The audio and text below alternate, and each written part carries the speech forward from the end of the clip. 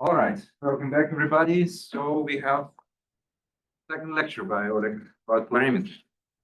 Well, really, it's still part of the first one because I was too slow, but I'll try to speed it up a little bit. So I put this in last night to clear up a little confusion that was introduced due to my sloppiness, maybe to get people back up to speed again too. So this was one of my examples. Obviously, if you want to talk about the electron-ion collider and hadron polarimetry or proton polarimetry, Brook is our prime example because most of the things are going to be inherited. So we have the two experiments where we collide the two beams, but then we have a polarimeter here, what we call IP12, if you think of it as a clock face. So that's at 12 o'clock up here. And what we talked about yesterday was the hydrogen jet polarimeter, which has this polarized atomic hydrogen jet target. And the atomic target is really very thin. So what I missed to emphasize yesterday when we talk about a circular accelerator or storage ring that runs for about 8 or 12 hours. And if we want to have a continuous measurement, the polarimetry measurement needs to be non-destructive or better, even non-invasive. So it should not affect, first of all, the polarization itself, but also it should not burn the beam too much, too fast. So I took a snapshot of what the collider uses for online monitoring. This is just one example fill for the people who are in the know. You can look at it's from 2022 with 250 GeV beams. This is the fill number, if you're familiar with that. So this is fill number 33,000 in the whole history of the RIC collider. And this year, I think we're somewhere at 35,000 or 36,000. So this is one example where you can see the fill actually is about 8 hours long. So you can see this is the beam current in the yellow and the blue rings, and you can see where we put in the bunches one by one. So if you want to count this, there are about 111 bunches of blue, and then we start filling the yellow. And this is the average intensity per bunch. So you see that's 100 billion protons per bunch.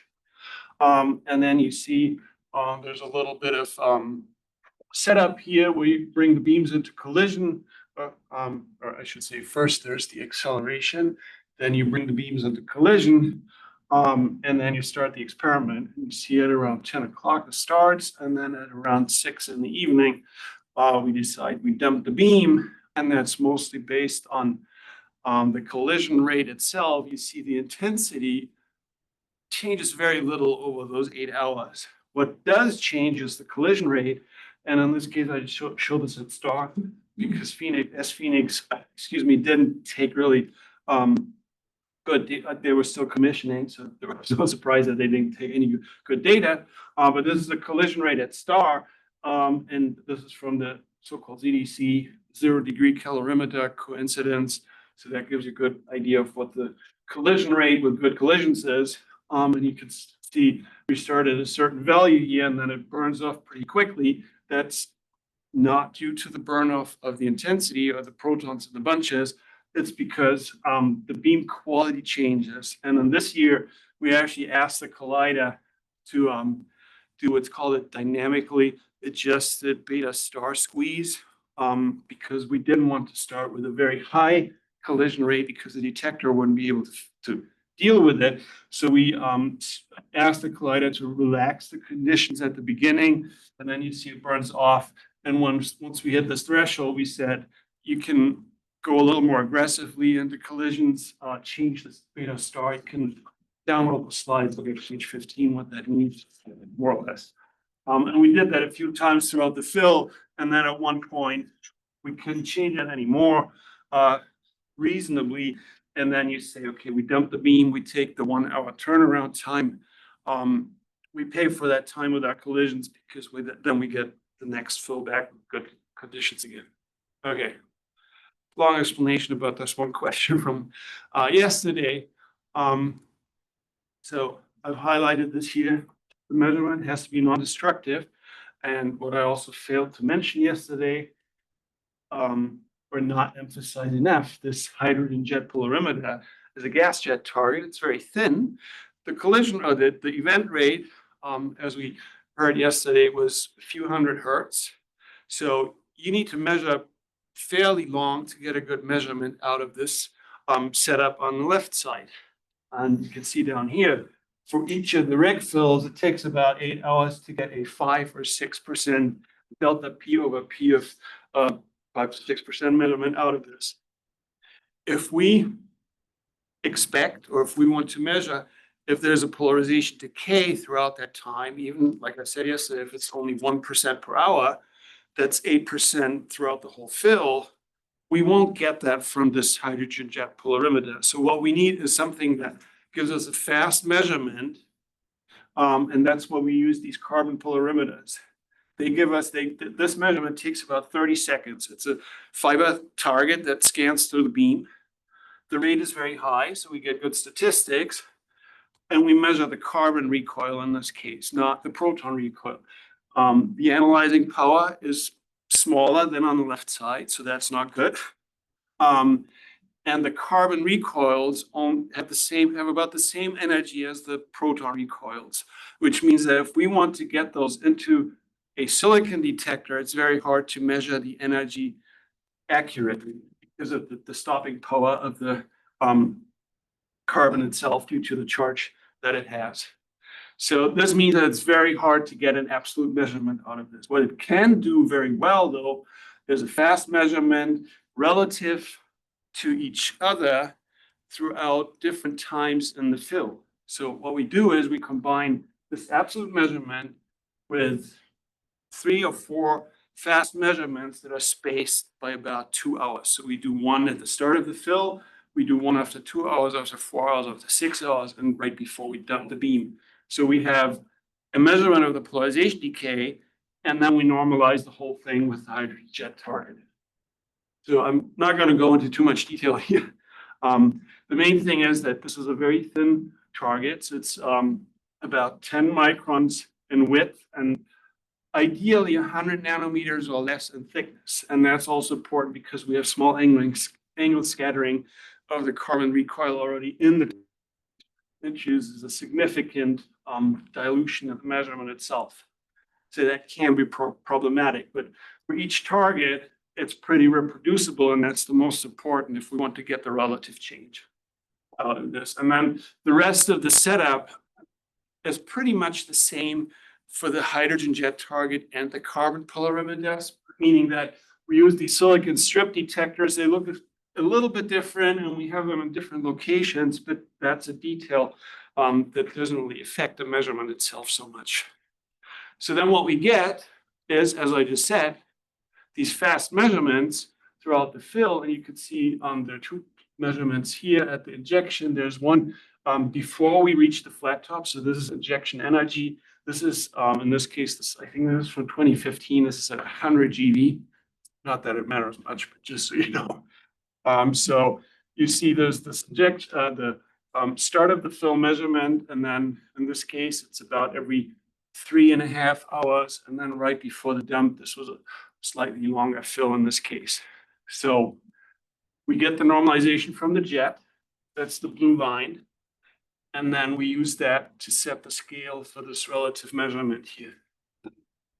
Now, the other thing that we have to be a little careful with is what the 2 types of polarimeters really measure and how this compares to what the experiment will be using. So what the jet does, as I said yesterday, the jet compared to the beam size is pretty big. So the beam size, this blue circle here, has a width of about 0.5 millimeter.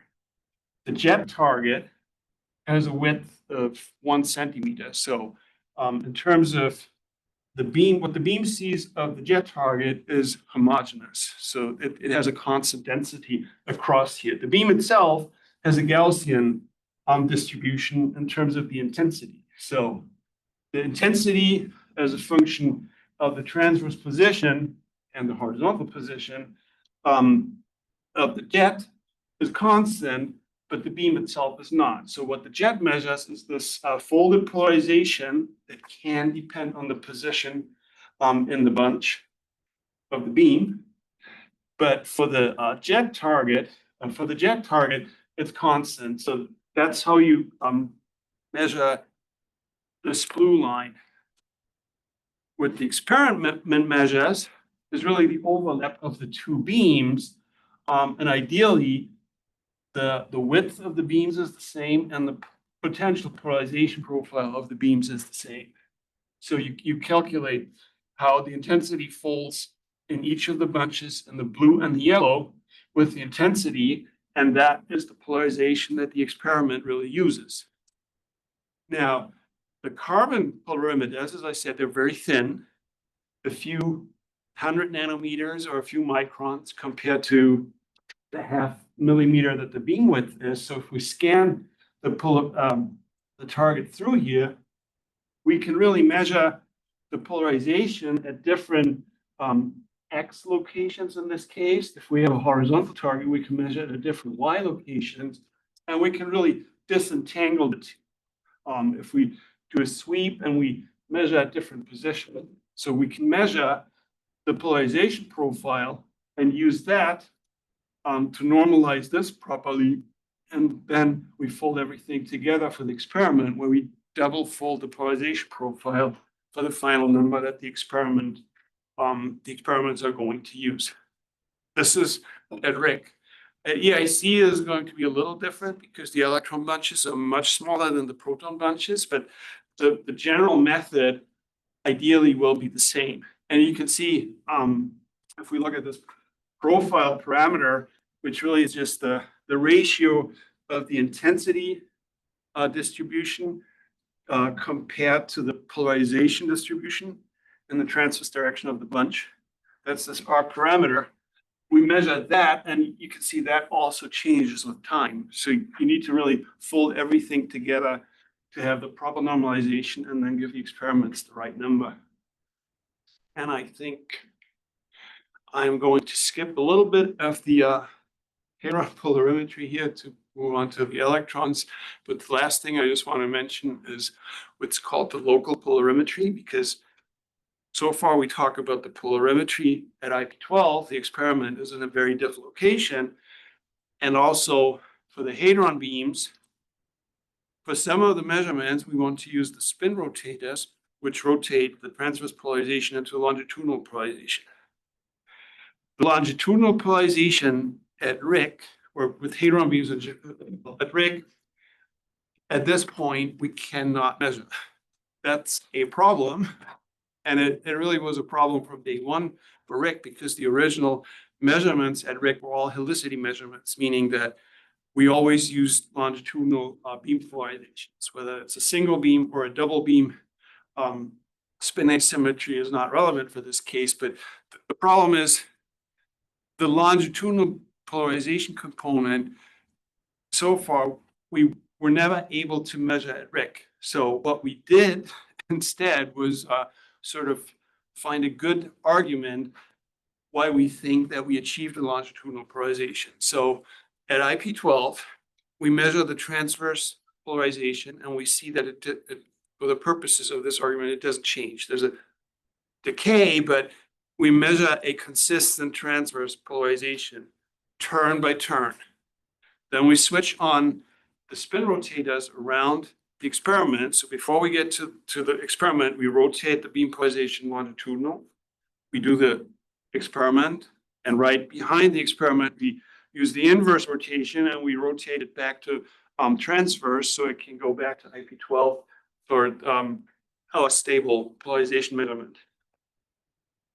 What we do in the experiment is this local polarimetry, where before we switch on the spin rotators, we can measure an asymmetry, in this case, in the 0 degree calorimeters. They sit in very forward rapidities.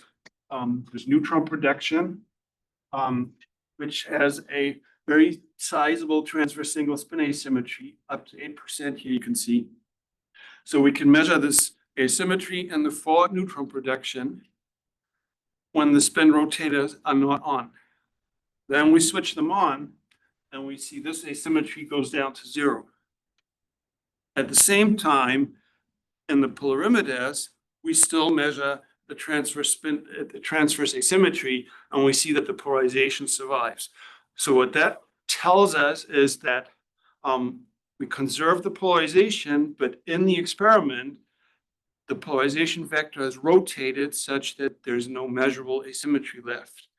And the only explanation for that is that the polarization vector in the experiment really is completely longitudinal. You can see this is the phi, the azimuthal distribution. If we, say, had a measurement that was left-right, which is what the polarimeter does, we know it's a vertical polarization, right? If we go sideways, we would measure an up-down asymmetry. And if that was the case here in the experiment, this curve would just shift by 90 degrees. And if we measure the modulation really in this fine binning and it goes to zero across the whole phi range, we know there's no transverse component left. So it's all longitudinal. This is something that we will not be able to do at the EIC because this is neutron production and PP collisions. So at the EIC, we will need to find a different way to do this local polarimetry if we want to use a longitudinal proton beam polarization. Okay, I'm going to skip this one now and say a few words about how this is going to look like, more or less, when we go to EIC. So we've seen this plot before yesterday. Now I included all the background at the low energies and the short time of flights. So this is all inelastic, hard scattering products, photons, charged pions that move with just about the speed of light. This is our elastic recoil measurement for the protons. You see the turnaround when they punch through, and this is the end of the acceptance of our detector. Again, this is the detector energy resolution. Vertical smearing is a little bit of the bunch length. We could compare this with a advanced simulation. So this is this simulation includes real Pythia event generated events. So you can see there's some sort of background here from the hard QCD. Photons and charged pions. We have a representation of the detector acceptance where this particles start to punch through, and it looks qualitatively the same. It's not like a one-to-one, obviously. You see, we miss a lot of the background, but we can reproduce the general features. That's the main point. So what we do with this now is we use the bunch properties and the expected energy resolution that we think we will get at the EIC. So the bunch length here is 3 nanoseconds. The bunch length here is going to, the bunch length here is going to be 1/5 of a nanosecond. So this one's going to look much nicer at the EIC. But remember, this is 106 nanoseconds bunch spacing. This is what's in here. We go to the EIC with just about 10 nanoseconds bunch spacing. What you get is all this overlap here. So you have one bunch here, you have the next bunch here, the next bunch here, you have all the previous bunches, and now you have to try to disentangle the contributions from the different bunches. What you will have is a clock from the collider that tells you one bunch came through at this point, one bunch came through at this point. So all you need to do is correlate what's in between here with the right bunch, and that might be 3 or 4 bunches earlier, or it might be 3 or 4 bunches later. If all the bunches have the same polarization direction, that's not a problem. But as I said before, we want to use a fill pattern to avoid systematics where we might have up, down, down, or up, down, down, up, down, down. So if that's the case here, we really have to make sure that if we measure this energy here, that we know that the correct time of flight is really 30 nanoseconds and not 22, because they will have a different asymmetry. So that's going to be one of the bigger challenges for that measurement at the Electron-Ion collider. So one way to reduce this background is to use an additional layer in our detector, which would allow us to identify particles that punch through the first layer. So really what we do in the polarimeters is we kind of abuse the silicon detectors. Silicon detectors in high energy physics are usually used for tracking, right? You have different layers of silicon detectors and you try to measure the points where the track goes through. What we do here is we actually try to stop the particles in that single silicon layer. And we use the silicon layer not only as a tracking device, but also as a calorimeter where we measure the energy that's deposited in there because the energies are so low. For some particles, when they punch through, we will be able to tag this and identify it as a punch through. And what that does, see, I should have put that on the same slide. So you really can reject a lot of this punch through background from down here, which is all of this, which is done if you go from here to here, you veto the punch through particles, that cleans it up quite a bit. And then you also have to do something else, which blocks out the wake fields from the bunches that come through. So the difference here is the 3 nanoseconds where the detectors would sit. That's a detail in this case. But now you see that the picture is cleaned up quite a bit because in this energy range here, you are fairly certain what bunch this is. So if you measure the few 8 or 10 nanosecond difference in here, you can assign that to a very specific bunch. If you measure the energy here, you know it will be from a different bunch. It would sit here and not there. And that's how we would do that. Okay, I'm gonna probably skip this right now.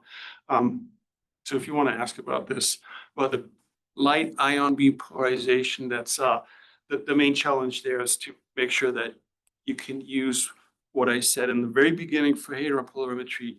We want to use elastic scattering because then we can use that absolute normalization where we know the target polarization. That's a little tricky if you have light ions compared to protons because they can break up. Okay, here's the summary for the hadron polarimetry for EIC. I'm not going to go through all of this.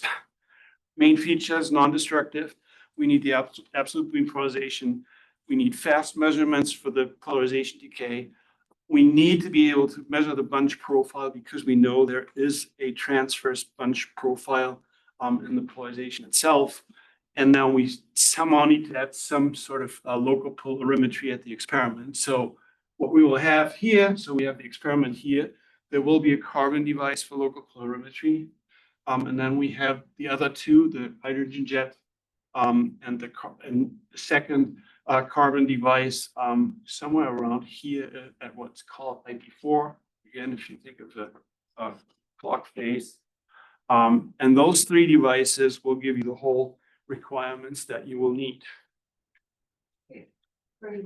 Why is the bunching, the bunch spacing, or I guess the bunch frequency so low? Given that they're just like based on the one that was like learned like slide 57 for the overlap. Yeah, because if you, why is it 10 nanoseconds? I guess I don't know if there's something like for the intensity, the energy. I wasn't sure. Yeah. Sorry. What? The bunches are that much closer because one of the most important requirements for the EIC is the high luminosity. Yeah. So you need about a factor of 10 more proton bunches because otherwise you wouldn't get there. That's fair. All right, thanks. And that assumes that the bunch intensity itself is the Right. same, right? So, Okay, thank you. okay, so we're going to move on to the electron polarimetry for the remainder of the time. See if we can get through this. I'll speed up a little bit. So the requirements here look a little different.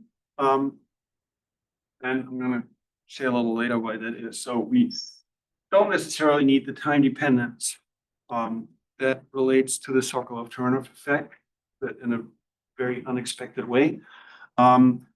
The polarization profile of the bunches is not necessary because the bunches, the transverse size and longitudinal size are much smaller than the proton bunches.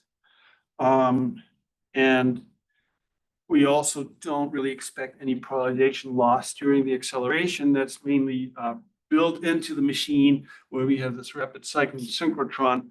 And the main reason to use this is because it essentially avoids, hopefully, all intrinsic and imperfection resonances during the acceleration. So what we get in what's called the electron storage ring, the ESR, here it is an injection energy that is the same as the storage energy. So everything else is done in this rapid cycling synchrotron. So the RCS provides beams at either 5 GeV, 10 GeV, or 18 GeV. And all the ESR does is store that beam. Okay. And then the polarization vector at the experiment, that's a little different also, because for the electrons, we are only interested in longitudinal beam polarization. We still need to confirm somehow that this is what we have there, but it also affects how we measure the beam polarization itself. Actually, a little later. Okay, so I skipped this yesterday because it's not relevant for the hadron beams, the synchrotron radiation. It's a big deal for electron beams, and that's partially also the reason why we're sort of limited in the energy range. So if you think about it, the EIC has at most 18 GeV electron beams, but 275 GeV proton beams. And the reason for this is that the synchrotron radiation, this emitted electromagnetic wave from an accelerated charge, if we keep the particle beams, the electrons or the protons on that circular ring, they're obviously constantly radially accelerated, so they constantly emit an electromagnetic wave. But this electromagnetic wave is proportional, inversely proportional to the mass of the particle itself. So if the proton is 2,000 times heavier than the electron, it's obviously a really small effect. For electrons, it's a big thing. And the other important thing is that this emitted power, how you can calculate, is really proportional to the energy of the particle itself to the fourth power divided by the radius. So if you want to double the energy of your electrons in this case, but you don't want to lose more power than before, you have to make the radius of your storage ring 16 times larger. So obviously you run into problems real quick. The highest energy on a circular accelerator to date was at Hera in Hamburg in Germany. They reached about 30 GeV, and the circumference of the Hera accelerator was about 6 kilometers. At RIC and at the EIC, because we're going to use the same tunnel, the circumference is 2.4 miles. So it's about a factor of 1.5 less than what Hera had. So that means that we're kind of limited with the electron energy at around 18 GeV. So if you want to calculate that at Hera with that 6 kilometer circumference,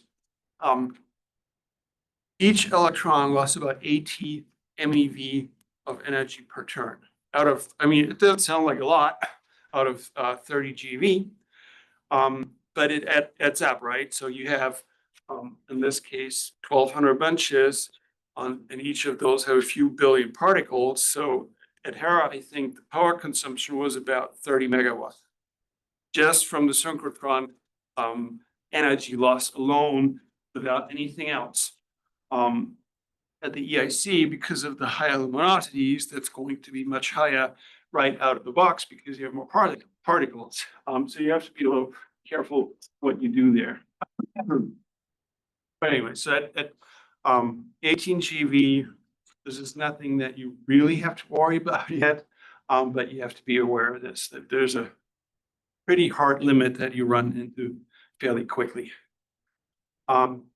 So the other thing with the synchrotron radiation at Hera that was a nice feature is this circle of turnoff effect, because the energy levels, if you look at the alignment of a polarization up or down, are slightly different. And the synchrotron radiation, when it gets emitted, therefore tends to populate one of the two energies more likely than the other one. So there's a relaxation time that's connected to this, and this relaxation time is it can be fairly short. It's on the order of a few minutes. Can be a little longer. It depends on the strength of the magnetic field, obviously, and on the energies and on the energy of the particle. There is this natural limit here, which is sort of the saturation that you can reach. This A value here, 92.4%. But that's the theoretical limit, right? So if there's spin diffusion, if the machine has environmental conditions, vacuum values that you can't overcome, then this the final value is actually much smaller than this. At EIC, I think the value is on the order of something like 60 or 70%. But the other issue is that, as I just said, one of the two states is more likely to be populated by the synchrotron radiation. Only one of them, and that's anti-parallel to the magnetic field itself. Meaning that if your electrons go, let me think about this again. The electrons go clockwise. So you use the right-hand rule for the Lorentz force. It will tell you that the beam polarization will be pointing downwards for all the bunches in the machine, for all the I shouldn't say for all the electrons, because we were very careful with the definition of the polarization, but the preferred polarization from the circle of turnoff effect in an accelerator is downwards. If we want to use bunches that have both directions, alternating or pairs thereof, we can't really use this unless we have a very sophisticated way to flip the polarization for different bunches. But what this means is that if we inject polarized bunches with an up polarization or a down polarization, they will have different lifetimes. So you can see that here. And this also shows you that the saturated A value, the final value of the beam polarization, is much less than 92%, because the injected polarization in this case, in this calculation, is 85%. And then you can see if the polarization points, well, this actually has a factor of -1 introduced here. So if the polarization is up in this case, you can see that the lifetime or the polarization decay is fairly slow. If the polarization points in the opposite direction for those bunches, the polarization decay is much faster. And this will be overcome at the EIC by replacing different bunches at different times. So you can see here for the bunches that have the short lifetime, for the polarization lifetime, the bunches will be replaced about every minute. For the other bunches, which have this longer lifetime, you can replace them every 2, 3, or maybe even 4 minutes. And what that means is that over the course of 8 hours, we can calculate the average beam polarization for the bunches with polarization up, and the average polarization for the bunches with polarization down. And ideally, with our swap out scheme, we can achieve that the two different polarization states have the same average beam polarization. And that is why we hopefully won't need the time dependence. We will still need to be able to measure the polarization bunch by bunch, but one of the requirements from all this is not that hard to limit anymore. Okay. that answer your question from yesterday? Thank you very much. Okay, so, well, this title comes as a big surprise, I guess. Electrons are not hadrons. So in terms of the polarimetry itself, we can't really use elastic scattering because the elastic scattering for the protons was mostly based on this Coulomb nuclear interference where we have nuclear interaction. For the electrons, on the other hand, we have an electrical charge, and just about any interaction with the electron obviously should be electromagnetic. So what can we do now? There are different ways that you can use this to measure a polarization of electron beams in this case, and I'm listing them down here. The first one is called it's called Mott scattering, where you scatter the electron on something like a potential that's being provided by a material and the electrons or the electromagnetic field in that material. The next one is Moller scattering, which essentially is elastic scattering of electrons. And the last one is Compton scattering. And as we can see on the next slides, they're sort of sorted by energy where they would be usable or applicable. So the Mott scattering, because you scatter on this potential, is only good at a very limited, fairly low energy range. Moller scattering is useful up to a few GeV maybe, and then Compton scattering is used at JLab at 6 GeV, at 12 GeV. It's going to be our prime tool for the EIC, and it's also being used in many other places up to hopefully at some point at the International Linear Collider with beams that have 400 or 500 GeV. So that still works. Okay, I want to be a little fast on these ones here. So the Mott scattering, as I just said, you have this scattering with the spin orbit coupling, the electron with this electromagnetic field, the nucleus in some material that you need to scatter off.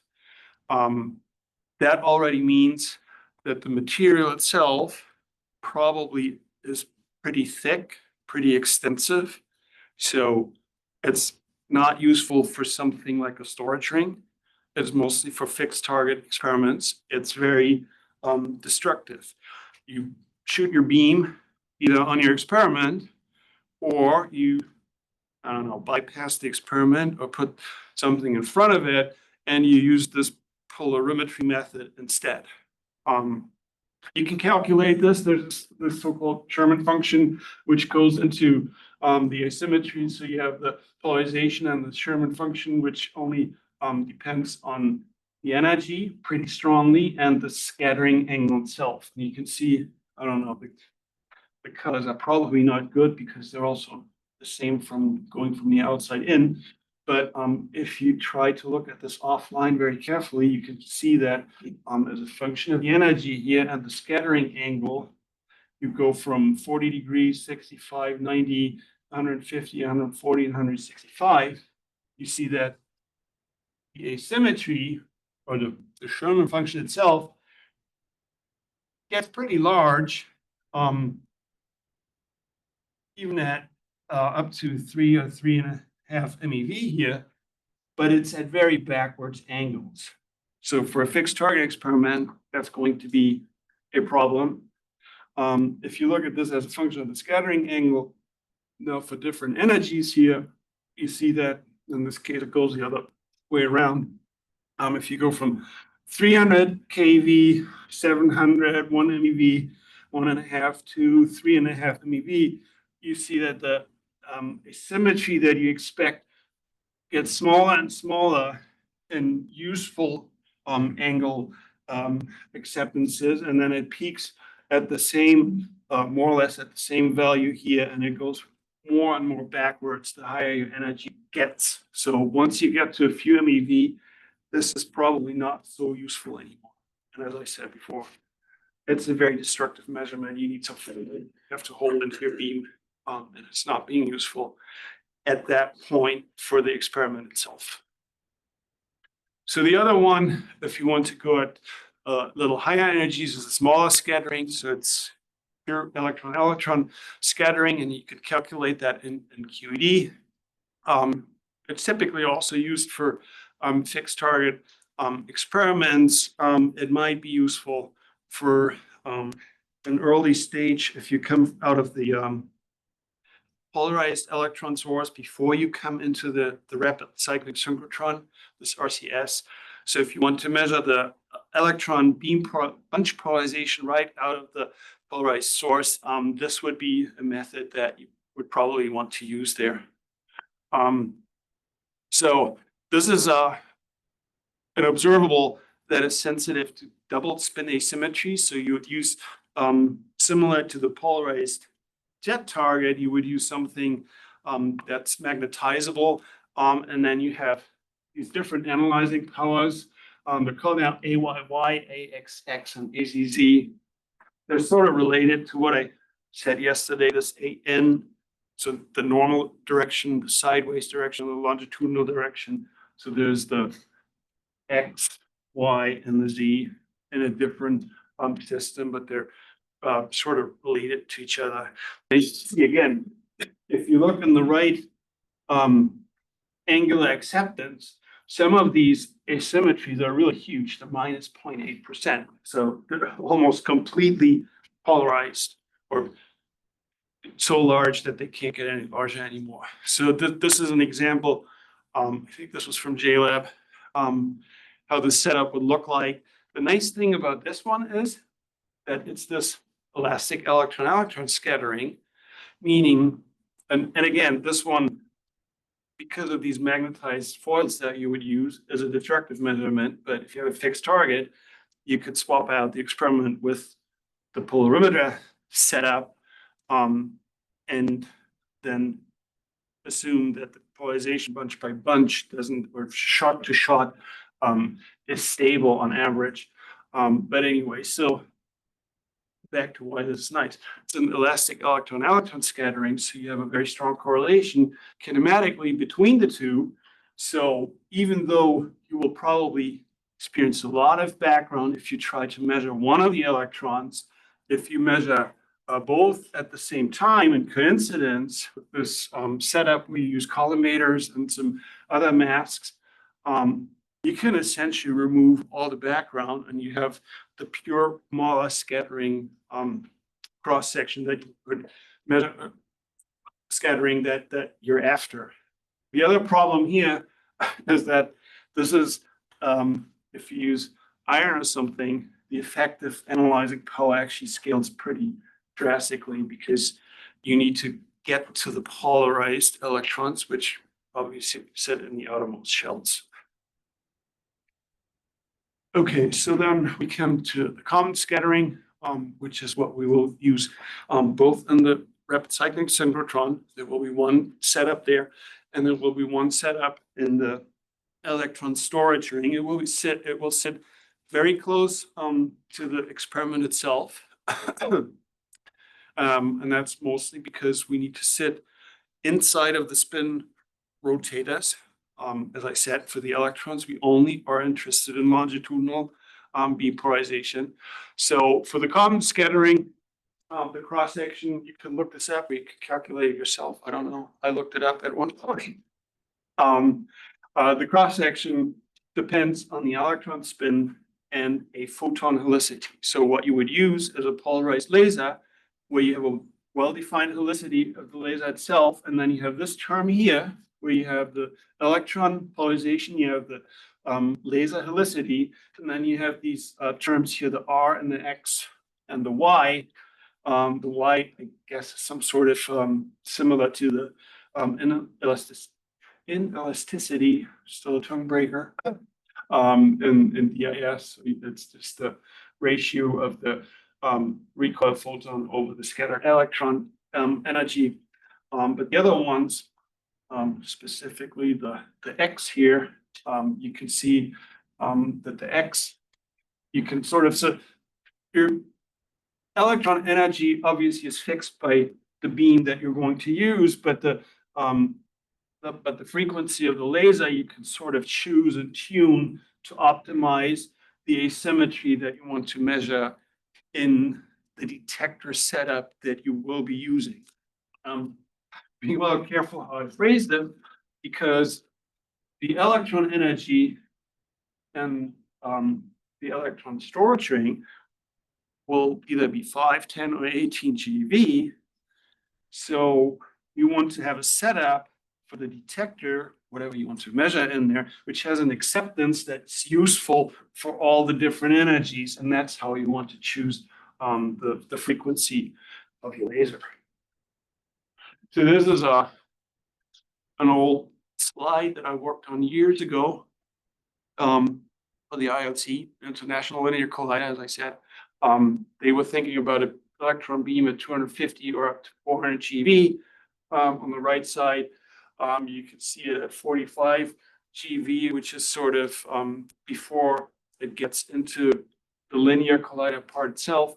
But you see on the top here, the differential cross section as a function of the scattered electron energy, which you can calculate with the equation on the previous slide. So for unpolarized measurement, you have the solid line here, you have the Compton edge at around 50 GeV, and then you have the cross section that drops a little bit with the energy here. And then you can calculate it for the different helicity configurations, where you have same helicity and opposite helicity. And you see that, especially on the left side here, the opposite helicity has a much higher cross section. The same helicity starts at 0, rises slowly. Then there's a turnover point or a crossing point here. And then you can calculate the asymmetry between the two. And what you get is this asymmetry, which again, please look at the Y scale here. It's a huge asymmetry. It's 50% up to 100% in this case. And then you look at the electron and photon distributions, because that is what you would measure in the end. So you just measure the asymmetry, either of the electron or the photon. Both of them work. You can use both if you have the money and the acceptance. And all you need to measure is the energy of the particle and the asymmetry at that energy. And the other nice thing is that there's this well-defined zero crossing that only depends on the energy of my initial electron energy and the laser frequency. And this zero crossing in the asymmetry I can calculate.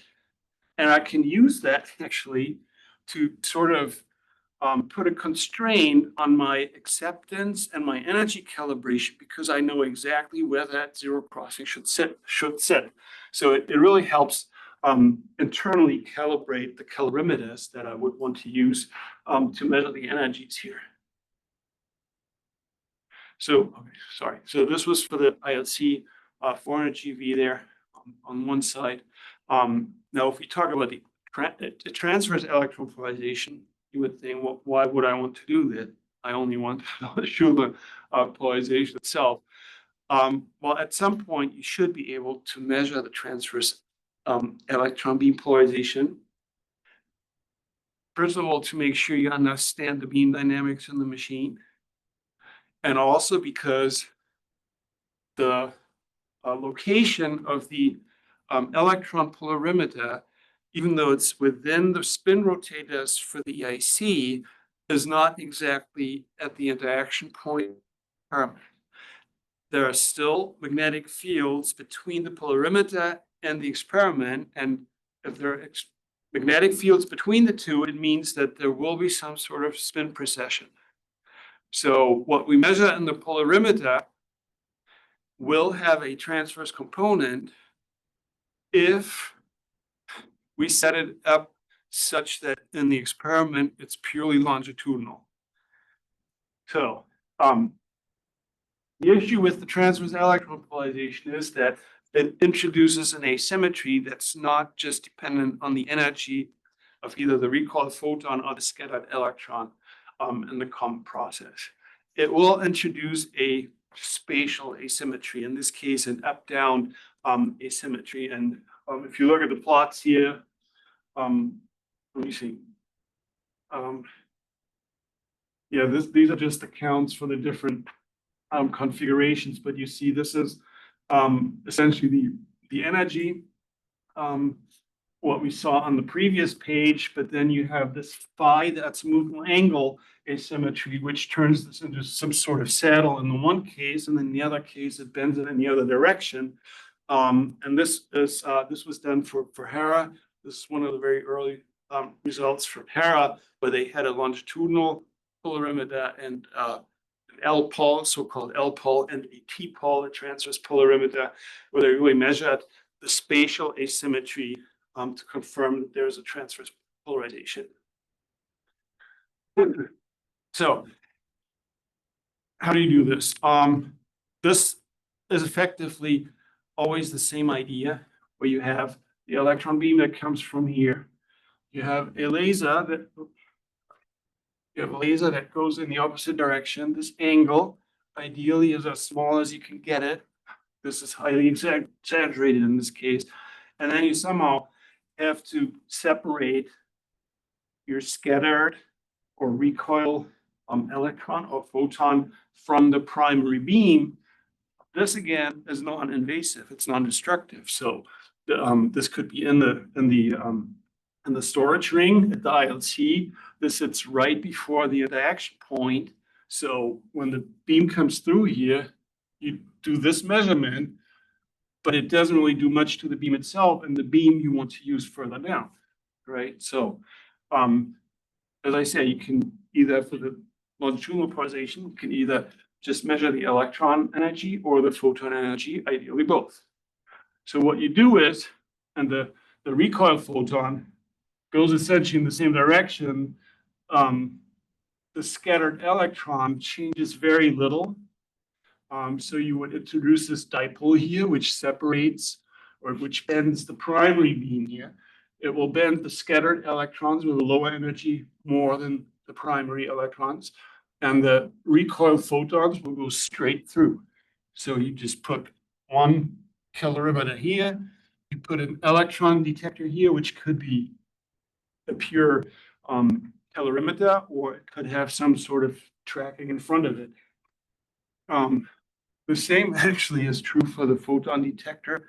If you wanted to pick up that spatial asymmetry, the up-down asymmetry, it might be a little easier in that case because this bending here might introduce some dilution, which makes it very hard to pick up out of the electron signal.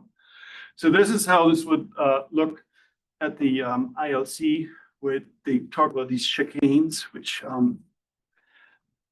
we will more or less also use at the EIC, but there it's sort of built into the machine itself. You can use dipoles that are part of the storage ring already. At the ILC, you would have to introduce them in addition to whatever else is around, because they obviously don't need the dipoles for the accelerator itself. So you have,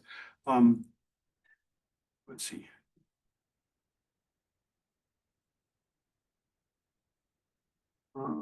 So you have this chicane where you sort of displace the electron beam to begin with, and then you have your polarimeter laser interaction here, and then you bring the beam back to where it originally was. You could put this in a different location, right? All you want to make sure is that this beam that comes in here goes essentially straight through. You just put this in here to make your quantum measurement. You could do it here, or you could do it here.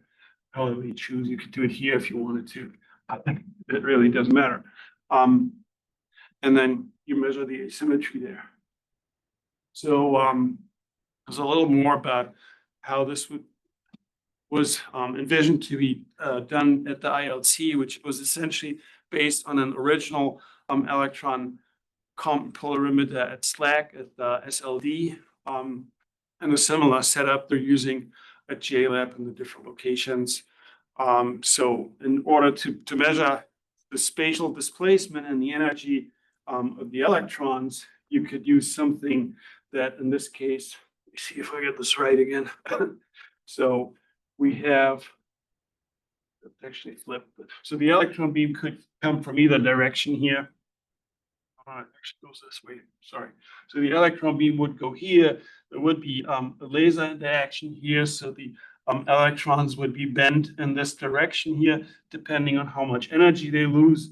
And then in these tubes here, so these are different channels, they're separated.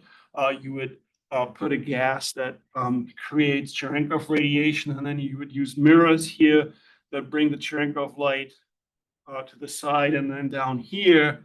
And then you have what was used in those days, big photomultiplier tubes. So that this setup essentially spreads out the spectrum of the electron energies into a range where you could use photomultiplier tubes. These days, you can do this with CPMs. They're much smaller. You could just put them right here if you wanted to. Or you could use a more sophisticated type of electromagnetic calorimeter that has a good spatial resolution. And then you can I actually don't know if they updated this design in the meantime. This is an example at JLab in Hall C, where you would use, in this case, I think it's silicon or diamond strip detectors that have a very fine pitch, a very fine spatial resolution. And the neat thing about these ones here is that they're essentially using the same technology that a Roman pot detector uses. A Roman pot detector is a silicon detector. It's a setup that allows you to put a silicon detector into the vacuum of, in this case, the vacuum chamber of the experiment, or if you talk about RIC or circular collider, you could put a detector inside the beam vacuum itself. That's what the Roman pot detector means. Okay. So I don't think I want to say much about the requirements for the laser for the EIC. As I mentioned before, you can tune the frequency of the laser such that it allows you to access all the different beam energies that you want access to. And then you just have to adjust potentially the acceptance of your detector. And then you just have to make sure in this case that you have enough power that you really can measure bunch by bunch polarization. So you need enough events out of a single crossing, or if it's a stored beam, out of the same bunch that you can make a statistically good measurement. So this is just a summary of how the asymmetries would look like at the EIC. On the left side, we have the longitudinal polarization. Again, this is the rho. This is the fractional energy of the scattered electron, or vice versa from the photon. And you can see for the different energies, as we've seen before, the asymmetry actually increases if we increase the beam energy. And these, if you compare this with the hadron asymmetries that we're using, these are really big asymmetries. For the hadron polarimeters, we deal with asymmetries. We're analyzing colors that are on the order of 4 or 5%. So these ones are much faster just based on that fact alone. And then on the right side, you see the transverse asymmetries with the transverse beam polarization. This one's actually a little trickier if you look a little more closely. The asymmetries get bigger if you increase the beam energy, but the asymmetries also are squeezed into a much smaller transverse separation. So if you look at scale here, this is at the detector position, and this is in centimeters. So this asymmetry falls within a window of maybe plus minus 3 millimeters.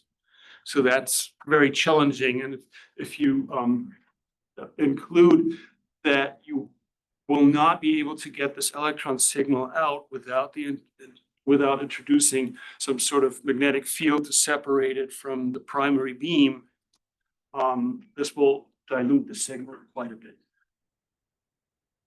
So this is how this is envisioned right now. On the top, you can see. Why is it always doing? So this is the epic detector in this case.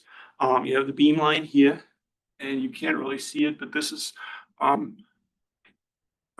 the electron going direction. So this is the fob, what's called the fob backward region. And then you would introduce the laser into action point some way here. And you would see.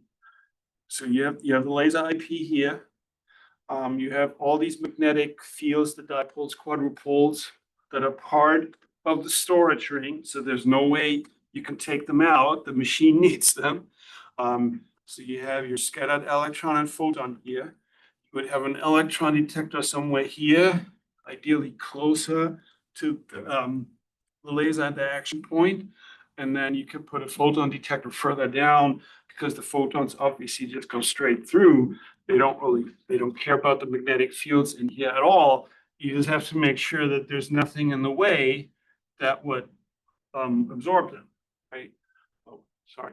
And then there's something here, maybe I shouldn't mention this, but these are the crab cavities, which are, so we have the spin rotators here, we have the polarimeter location here, and now we have these so-called crab cavities, which are an important ingredient to get the highest luminosity at the EIC. So they kind of rotate the bunches a little bit to increase the event rate when the bunches cross at the experiment. And they're being used both for the electron beam and the proton beam. So, and they sit on both sides, similar to the spin rotators.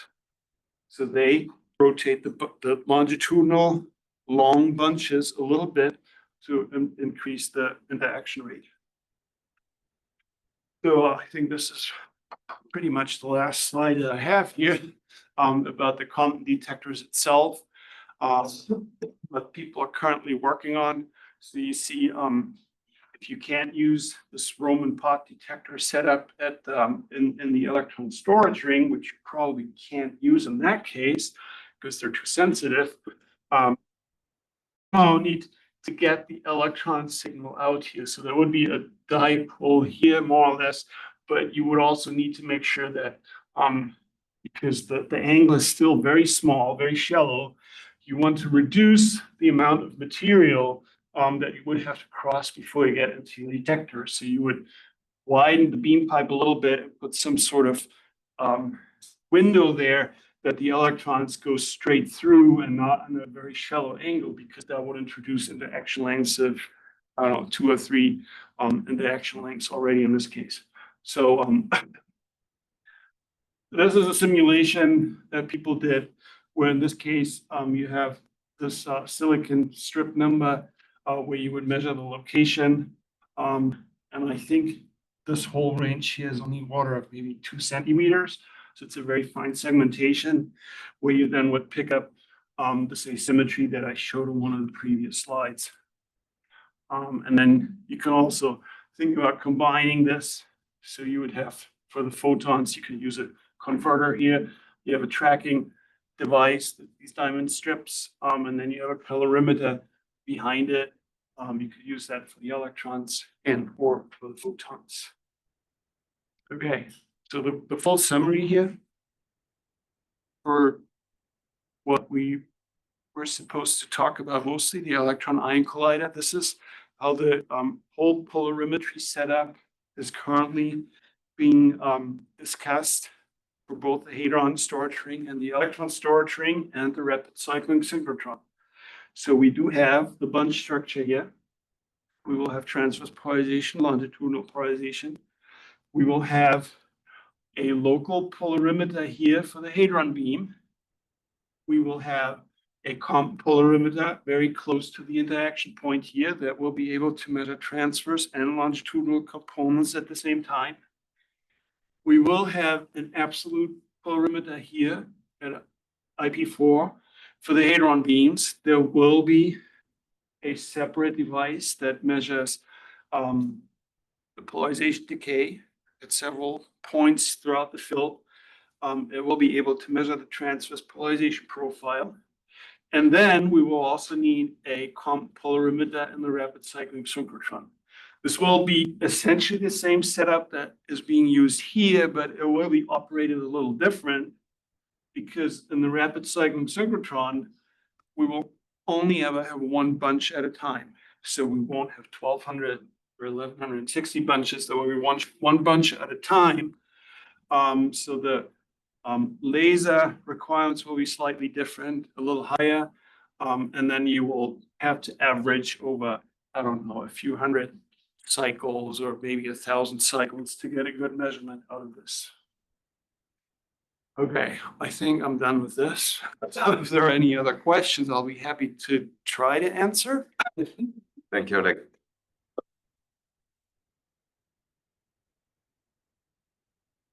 Any questions? We'll try to answer. So, when you showed the picture of where the electron, and in like 77, where you have where the photon and the electron detector is, ideally, would you want it to be closer to IP or Yes, well, by everything yes. else? The problem is the electron beam is very high intensity Okay, and is very sensitive. So in an accelerator, you always have to be careful with what's called the wake field, some sort of electromagnetic wave that the particles carry with them. That wake field gets reflected by the beam pipe. If it's a beam pipe, people know how to deal with it. That's the ideal situation. If you have things where the radius changes, if you have a window to the side where you would put a detector, that introduces a disturbance, and that potentially reflects the wake fields in a way that it can reflect on the following bunches in a way that it tears them up. So you have to be really careful. That's one thing. So you can't just put a detector as close as you want to the beam because that is such a disturbance. And the other thing is that you don't want to put your detector too close because it might, if there's an issue with the beam, it gets missteered, it hits the detector directly, the detector is essentially done. right. So you have to be careful. And as I said, the photons go essentially in the same direction as the primary beam. So you need to get the beam out of the way before you can do anything. And with the scattered electrons, it's sort of the other way around. If there's nothing in between, the initial direction is very little different from the primary beam. So you need some sort of magnet to separate the two a little bit. And that, by the way, is the main problem for this spatial asymmetry, because that asymmetry you can't separate with a dipole. And then the other one where, I guess I was thinking about the bunches. Okay, so for when we have, okay, let me think, because I was just thinking about the linear versus the circular colliders, and one of the advantages is being able to reuse beams, but then eventually, can you always tell I was then thinking about how you can bunches merge, or do they not? Or am I not thinking about it properly? No, It's okay if I'm well, not. there is a feature that's, if you think about, I don't know if you've heard it, but at Rick, there's some people sometimes talk about debunching. Okay, There is an RF cavity somewhere in Rick, okay. the radio frequency cavity that accelerates the beam. And that cavity also, even more so for the electrons, would stay on during storage because you want to compensate for every energy that's being lost turn by turn. That RF cavity provides something that's called a bucket. It's called a bucket. So it's a harmonic oscillator, and the bunches fall into the minimum. So they're kind of riding the wave that comes behind them, and that's pushing them into the minimum, into the bucket. So in order to kind of lose so much that they can get over the maximum, I guess takes a lot. So the beams should stay bunched. And that RF cavity actually defines the bunch spacing Okay. that has been thrown around too many times.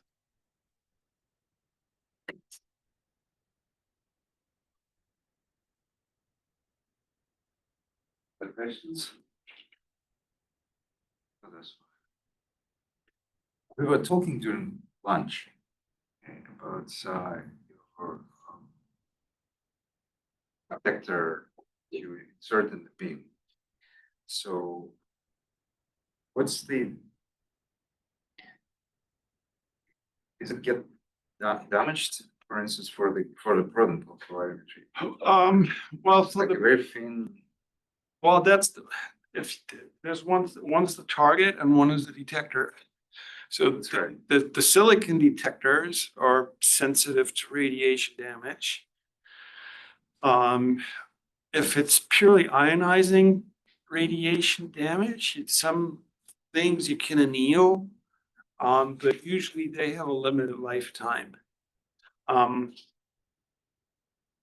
RIC, in some years, that has been a problem, especially at the high energies. But those detectors, you can put shielding around them because I showed this yesterday at RIC. The silicon detectors sit about 70 centimeters from the beam line. And they're pretty small, so you can shield them if you want to. They're not being hit by the primary beam. For these ones, if you have tracking devices here, they can suffer more from beam background. It's not the primary beam. It's essentially beam background that might come from upstream here if something happens with the beam. It's probably not so much the primary measurement that damages too much. If you think about the target, and I skipped that complete, oops, sorry. If you think about the carbon targets, I skipped that, it's in the slides. They're very thin and you can break them if you're not careful. But that's sort of built into the design that you